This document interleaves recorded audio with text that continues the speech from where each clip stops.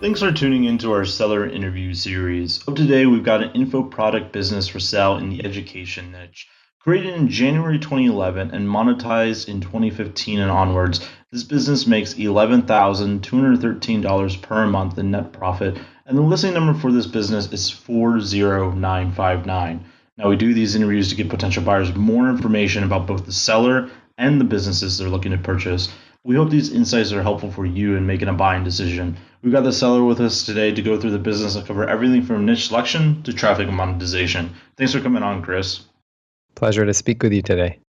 Yeah, man. Before we dive into the questions here, just to give a quick summary for everyone listening in, as I already mentioned, the business was originally built in January 2011, but it was monetized in 2015, which we'll get to into the reason why here shortly. But the monthly revenue for the actual business currently is $12,235, with expenses sitting at $1,022 for that net profit of $11,213. Now, that is over a 12-month average, and included with the sale of the business is the domain, site content file, social media accounts, as well as a newsletter account with right about 1,000 current subscribers. So that being said, Chris, can you tell us a little bit about your background in building and running online businesses? For sure. So I'm a professional by education, but deep down, I'm a problem solver. And I identified that in my industry, year after year, the same questions were being asked. The work was being duplicated, and there was no centralized resource. So basically, I created it really to serve the community and address the need. And then over time, the site evolved, and I started monetizing it. Okay, interesting. So I guess that explains. So you started initially just to kind of serve the market, and then later you realize, oh, I can actually make this into a business. Is that about right? Or Yeah, exactly. And a lot of it was just checking in with the audience and saying, what do you guys need? What do you guys want? And then making sure that I addressed whatever came up. That's great, man. For someone that is looking at this business and perhaps they're not super familiar with kind of the info product business model, could you just briefly describe how it works? Oh, sure. I love it. It's really It's a great straightforward. business model, yeah. Basically, the site sells online courses. So prospective customers are able to see exactly what they're buying ahead of time, all of the benefits provided. And then once they make a purchase, everything is automated. So they have instant access. You just see money go into your account. And then we also generate a small fraction of our revenue through some affiliate sales. Awesome. Now, I'm assuming these courses, are they done through ebook? Are they video courses? Yeah, they're video courses. Video courses. Did you make them yourself? Yeah, the majority of them. And then I also had some other professional colleagues who helped. Oh, great. So if a buyer looks at this business and they want to expand the course, perhaps you can connect them with other professionals within this specific space. Absolutely. Excellent. So with all that said, the information businesses, they can be pretty nice to operate. And from the sounds, you agree, pretty good profit margins and all that good stuff. So why are you selling the business? Why not just keep it and grow it? Yeah, good question. So I'm a serial entrepreneur by nature, and I certainly wouldn't say that I have ADD, but my areas of interest do change rapidly. So although the time required to manage the site is minimal, it does still take up some shelf space in my brain that I need to commit to other ongoing projects.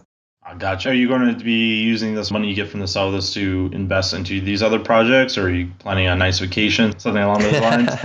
Yeah, actually, I'm planning to invest into the other projects, looking at some real estate. Awesome, man.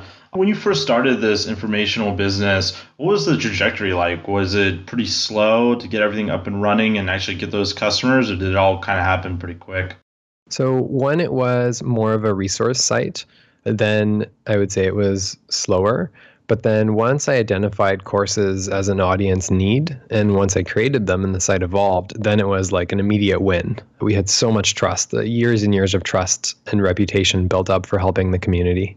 That's great that you already had so much authority by the time you launched the course. It's easy for them to say, of course, I'm going to buy this. That's awesome.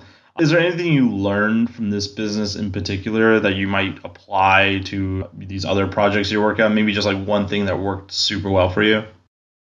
Yeah, I guess the recurring theme is really try to get into the head of the prospective customer. So try to figure out as much as possible, what does the customer want? And if they're not sure what they want, can you figure out what they want and offer it to them? Yeah, so like building a customer avatar, it sounds like what you're talking about, like defining all their needs and wants and who they are, that kind of thing. Definitely. And then I guess the other thing is also just delivering really high quality products, really high quality service.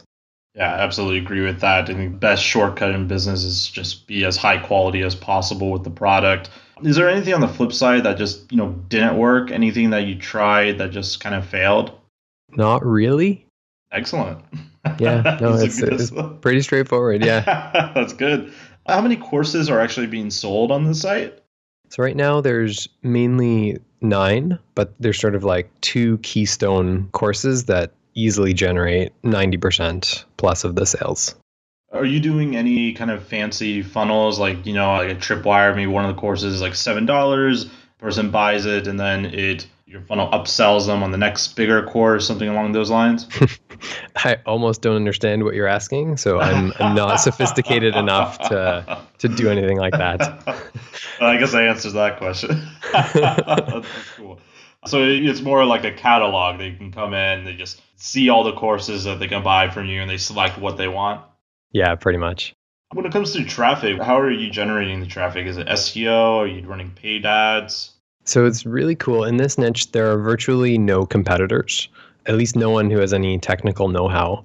And so what ends up happening is we're basically at the top of page 1 and outrank virtually everyone on any related keyword search. Oh, nice. So Excellent. part of the strategy has been openly communicating with others for mutual benefit, as well as trying to optimize the site in various ways to solidify our status as the authority. But really, I think a lot of it just comes down to pretty much the place that people go.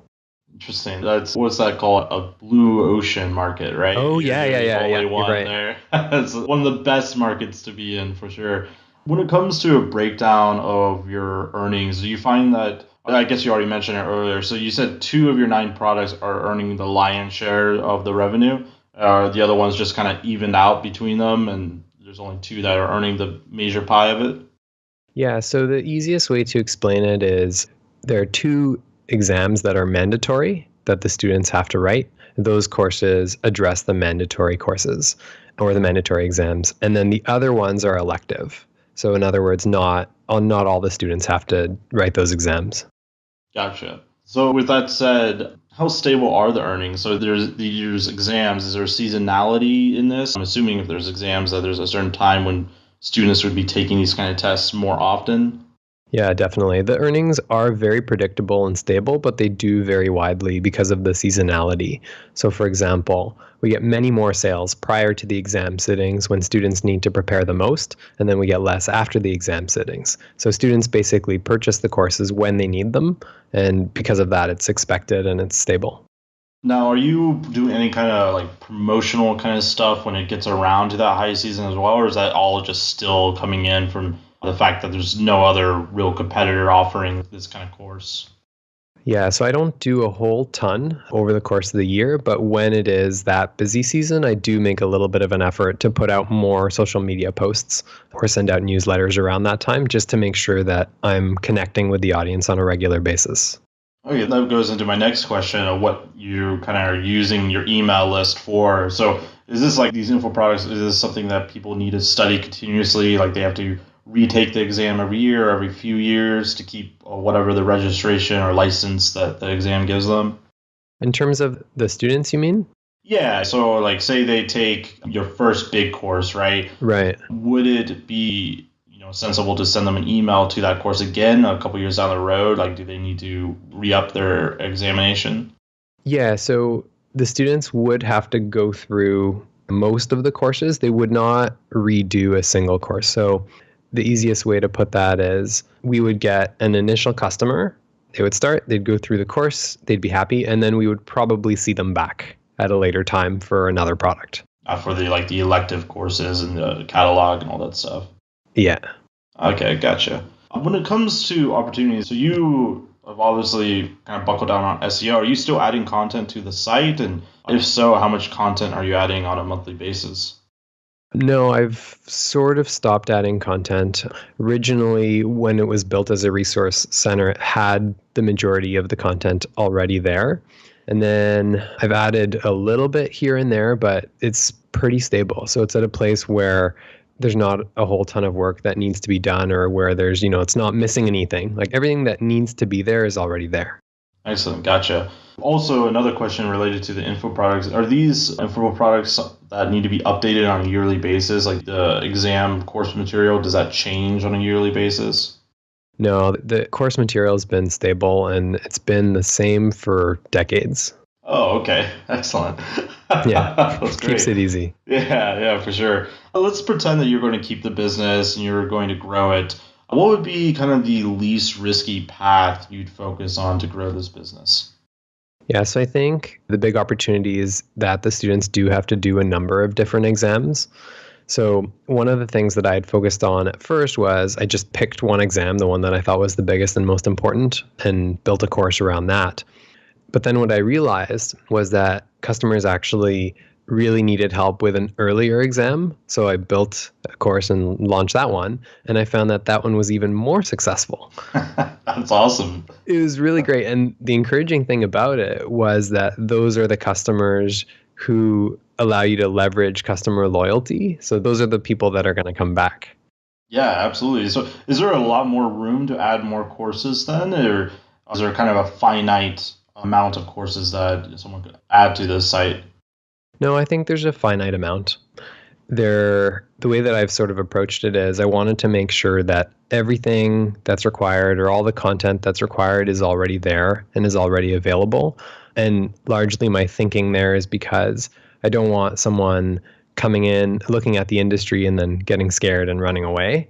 I want them to look at it and go, wow, this is amazing. Like everything's here. This is perfect. One-stop shop. Yeah, I understand. On the flip side to my previous question, what would you do if you were incredibly risky? Wanted to grow this business as quickly as humanly possible. Would you do anything different? That's a good question. Would I do anything different? Honestly, I don't know. I'm not an extremely risky person, but maybe I'd look into some additional marketing. So as I said, I'm a professional in the industry by training. So really, and I've really all done it myself. So what I'd probably do is reach out to other people who have significantly more skills than I do in the marketing and sales realm.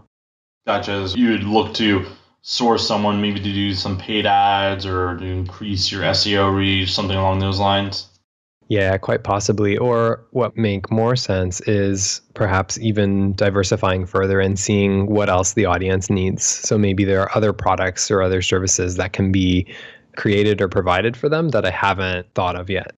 There's another chance to ask your audience what they would like you to sell to them next, right? Yeah, exactly. When it comes to risk, what do you think is the biggest risk for a business like this that buyers should be aware of? Yeah, I thought about this question quite a bit, but there's not much. The exams themselves have been administered for decades, and there's been an increasing number of students every year. So I really don't see that being a factor. The other thing I thought of is maybe not being seen as an authority, but because we started with so many years of goodwill and the thoroughness of the current offerings, I think we've really cemented trust. We've really built excellent brand awareness.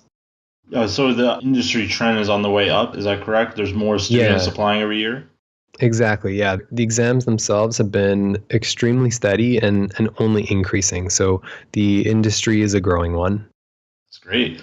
When it comes to work required, what are you currently doing right now to maintain this business? Mm-hmm. Yeah, so this is an extremely passive business. If someone were to buy it and literally do absolutely nothing, it would still succeed for a very long time. And that's actually something I considered doing.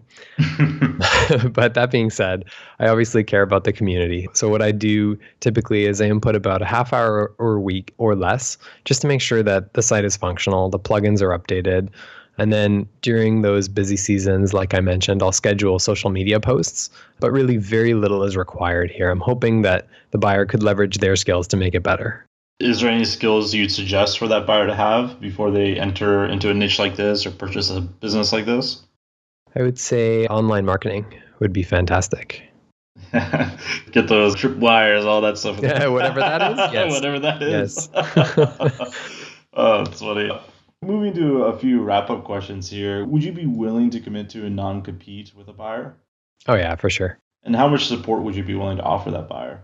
So at the end of the day, I really want the community to succeed. And so I'm 100% committed to ensuring the buyer succeeds. So whatever it takes, I'm more than happy to have calls, answer any questions that come up. I really want to help the buyer as much as possible. Now, obviously, the best case scenario here for you and for Empire Flippers is someone comes in and buys this business for full list price. But with that said, would you at all be open to a split or earn out, say, 80% down and then 20% after a certain training period, or perhaps after a certain period of months, something like that? Yeah, that should be fine. Extremely confident that the business will continue succeeding even with minimal effort. So I'm pretty flexible here. Excellent. Before I ask you, my final question, kind of my hot seat question, if you will, I just want to give a quick summary again for everyone listening in about the business. As mentioned, it was built in January 2011, originally as a resource for people to just come and learn. And then later on was monetized with these info courses in 2015 and onwards.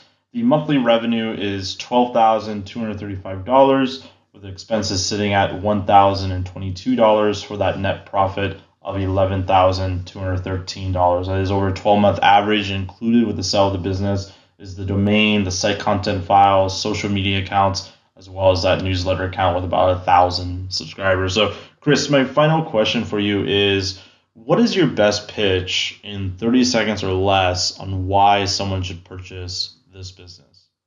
Yeah, I'm super excited for whoever buys this. It's a fantastic opportunity in a growing professional industry that does a lot of good in the world.